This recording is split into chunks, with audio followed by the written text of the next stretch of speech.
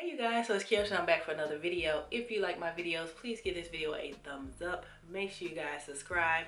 Turn on that notification bell so you don't miss any more videos from me. And without further ado, let's just get into today's video. Okay, in today's video, as you can tell from the title, we're going to talk about the things you need to do before you go on your first international trip. A lot of people are all excited when they go on their first international trip. They about to go out of the country. They about to have fun. They're going to go to a tropical place, an exotic place, whatever the case may be. There are things that you need to do before you go on this trip. Some of these things you need to do before you book your trip. So let's just get into the things that you need to do before you go on your first international trip. So the first thing you need to do is get a passport. You cannot go out of the country without a passport. If you already have a passport, then you need to make sure your passport is, number one, not expired, and number two, does not expire 6 months before you go on your trip. So for instance, if your trip is in May, but your passport expires in July, they will not let you go. You have to get it renewed before you go out of the country. Now you also need to make sure you do this within enough time before your trip, because it can take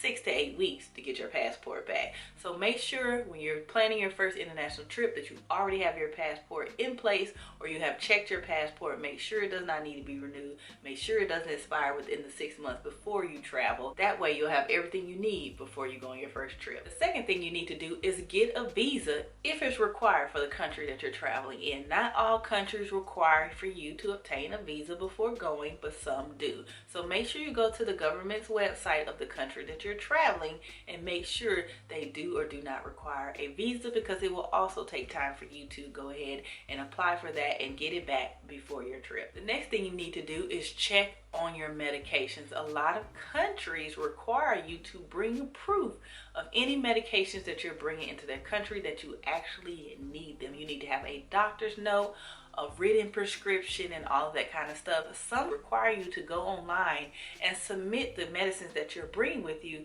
and they will give you a letter of approval or denial. So make sure that you are checking out that the medications that you currently take are allowed and legal in the country that you're going to, because a lot of people take medical marijuana, but it's not legal in a lot of countries, and they don't care if you have a prescription or not. So make sure you're checking all of your medications that you need to take on your trip, and make sure that you have all the necessary documentation to take them with you, because the last thing you want to do is go to the airport and go through customs and they take all your medications and tell you, sorry, none of this stuff is allowed, or you didn't have permission to take it, or you didn't have a doctor's note, or whatever the case may be. So just check on that and make sure that you can take every type of medication that you need for you on the trip that you're going on.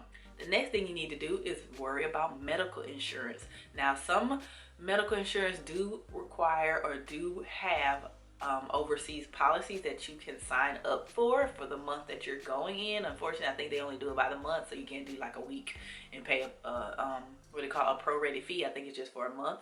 But also another thing you could check out, if you have traveler's insurance, which you should, then sometimes they have a medical carrier in there, and that way you can go ahead and have medical insurance through them for things like if you get sick, or you need to be airlifted back to the United States, or you need to go to the doctor while you're in another country.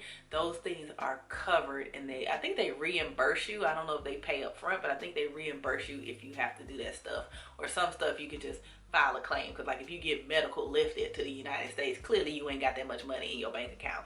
But a lot of things, depending on what it is, can be paid up front and they'll pay you back, and then other things you have to put in a claim once they happen. So make sure you have medical insurance wherever you go in this United States, in the country, in the world. The next thing to verify is if you need vaccines before you go to some of these countries. Some of these countries have vaccines that are required before you can even step on their country's land, and they also require you to have proof of this, so which means you need to have an immunization record. You need to have some kind of proof that the doctor actually gave you the immunizations that you needed before you go where you need to go. Now, there's also other things that may not be required for immunization, but may be recommended. Like for me, if you guys don't know, I have Crohn's disease, and I take a medicine called Humira. I have autoimmune disease, so what Humira does, it lowers my immune system. So when I was researching my trip to Dubai, it said if you have a compromised immune system, it recommends I take a Hep A, a steroid, get a tetanus shot, and also get immunoglobulins if possible. So I've already scheduled with my doctor to get those things done before I go on my trip on Dubai. So make sure you look to see what is recommended for different kind of travelers, because they have travelers who, like I said, have a compromised immune system, people who are pregnant, people who have cancer. They have all kinds of things. I think it's on the United States like travel website. I'll link it down below where I went to look this information up, but it's like on the United States travel website. You can go on there and then you can put the country you're going in. You can see if vaccines are required, and then you can put in what you have and if vaccines are recommended for you before you go. So make sure you always check that out. The next thing is to make sure that your credit cards work in the country that you're going to. I've already touched on this a little bit in my last week's video, the money mistakes to avoid when you're going on your first international trip. But you need to make sure your credit card, your debit cards, and things like that are going to work in the country that you're going to. So you need to call your bank, your credit card company, let them know you're traveling. Make sure they turn on international purchases so you won't have any problems. So the next thing you need to do is pay your bills before you go out of the country. The last thing you want to do is forget to pay your light bill and you don't have no lights when you come back home. Okay, so make sure you auto pay your bills. Pay them in advance if you already have the money before you go. Just make sure all of your bills and things are taken care of before you leave the country. The next thing to check is there any type of fee to enter the country that you're going into? Some countries have a entrance fee and an exit fee that you have to pay before you can come in or leave the country. So make sure you check the country you're going to.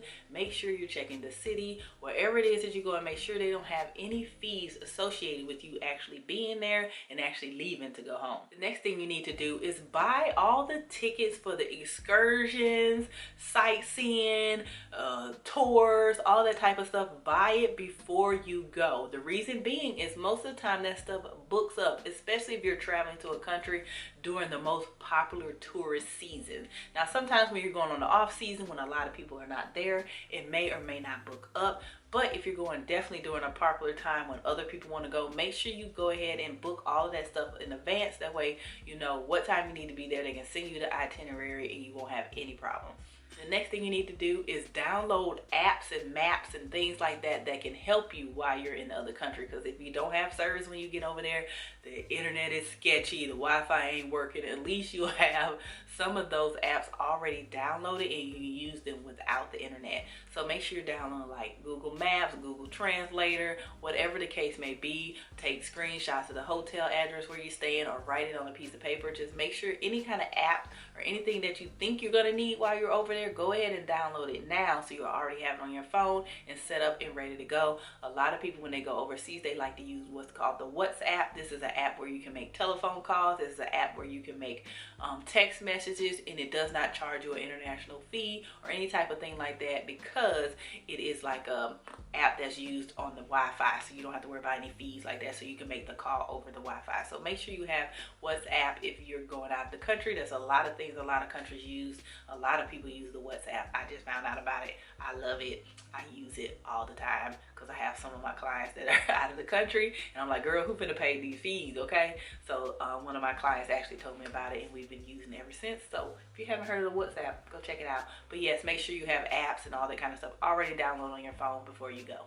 The next thing you need to do is before you book your trip, right before you leave for your trip and the day you leave for your trip, is check for travel advisory on the United States travel website. There are advisories that can come up. It will say do not travel, do not go.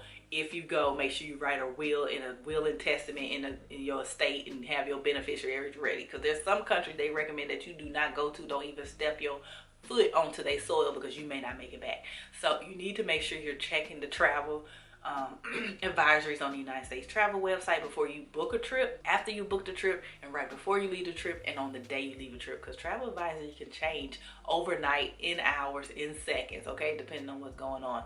So make sure you're checking those before, during, and while you're on your trip. Also, while you're on their website, go ahead and register your trip. It's a good idea to register your trip with the travel website. They will notify the embassy, the U.S. embassy in whatever country you're going, to say that this person from the United States said that they're going to be in this country from this time to this time. So if they come up missing, this is their itinerary. Actually, where you're staying, what's the phone number where you're staying, anything like that. So make sure that you notify them and let them know that you're going to be in that country visiting on business, whatever the case may be, so they will know that you're there in case something happens. You need somebody to know where you are. So the next thing is to share your travel plans with your spouse, your family members, your mother, your sister, your cousin, your auntie, your brother, whomever.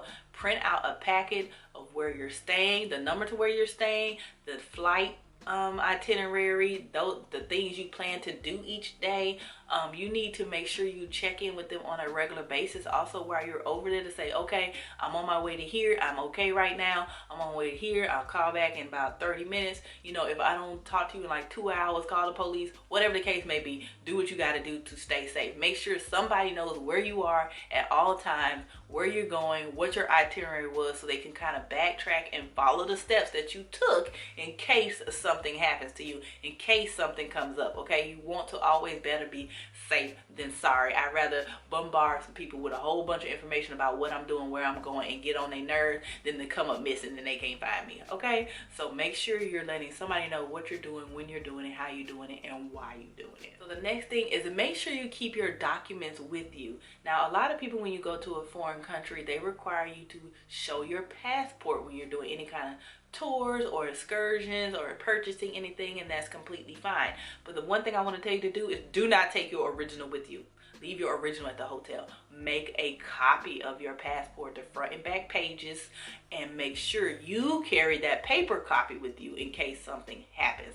You don't want anybody to steal your purse and your passport is in there and then you can't leave the country. You got to go to the U.S. Embassy. You got to wait this many days, do all of this unnecessary work. So I like to make a copy of my passport before I go on any trip, or my driver's license, or whatever the case may be, because in case I lose my ID, then I at least have something that shows who I am, whether it's valid or not.